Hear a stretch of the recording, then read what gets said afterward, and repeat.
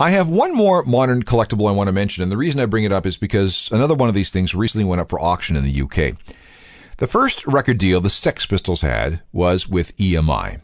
A few weeks later, though, they were dropped, too hot to handle. Then they were signed by A&M Records in March of 1977.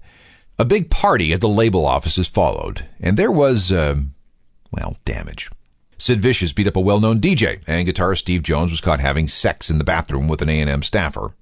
I think there was also a story about somebody vomiting near an executive's desk.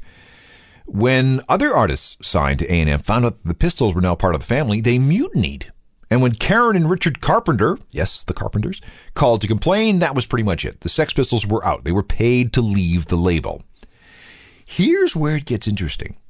During the 10 days or so the Pistols were on A&M, the label pressed up an unknown number of copies of the band's next single, God Save the Queen.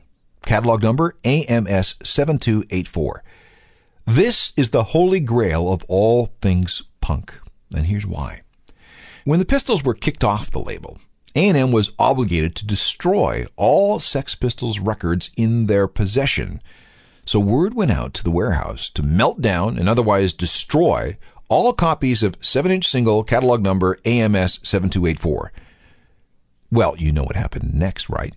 An unknown number of records were liberated, rescued by sympathetic people on the inside.